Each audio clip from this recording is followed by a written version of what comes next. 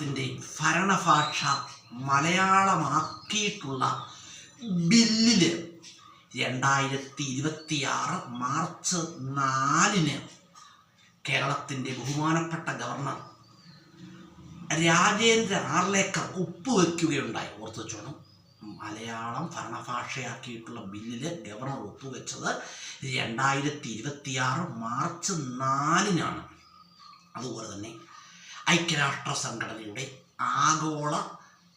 ആഗോള zero waste city പട്ടികയിൽ തിരുവനന്തപുരം ജില്ലയിലെ വർക്കല നഗരസഭ ഇടം പിടിച്ചിരിക്കുകയാണ് കേട്ടോ. ഓർത്തുവെച്ചോണം, വളരെ പ്രധാനപ്പെട്ട ക്വസ്റ്റ്യനാണ്. വർക്കല നഗരസഭ സീറോ വേസ്റ്റ് സിറ്റി പട്ടികയിൽ ഉൾപ്പെട്ടിട്ടുണ്ട്. സീറോ വേസ്റ്റ് സിറ്റി പട്ടികയിൽ ഉൾപ്പെട്ടിട്ടുണ്ട്.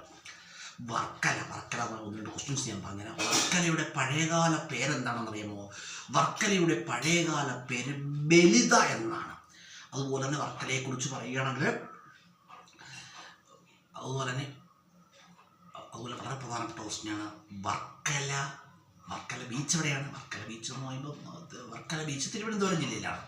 അതുപോലെ തന്നെ വർക്കല ജനാർദ്ദന സ്വാമി ക്ഷേത്രം സ്ഥിതി ചെയ്യുന്ന എവിടെയാണ്? വർക്കലയിലാണ്, തിരുവനന്തപുരം ജില്ലയിലാണ്. തെക്കൻ കേരളത്തിലെ പിതൃതർപ്പണത്തിന് ഏറ്റവും പേരുകേട്ട ഒരു മഹാക്ഷേത്രമാണ് വർക്കല ജനാർദ്ദന സ്വാമി ക്ഷേത്രം. അതുപോലെ തന്നെ ശ്രീനാരായണ ഗുരുവിൻ്റെ സമാധി എവിടെയാണെന്ന് ചോദിച്ചാൽ എവിടെയാണ് ശ്രീനാരായണ ഗുരുവിൻ്റെ സമാധി എന്ന് പറഞ്ഞാൽ എവിടെയാണ്? അത് വർക്കല ശിവഗിരിയാണ്. വർക്കലയുടെ ശില്പി എന്നറിയപ്പെടുന്ന ആരാണ്? അയ്യപ്പൻ മാർത്താണ്ഡനാണ്. അയ്യപ്പൻ മാർത്താണ്ഡൻ.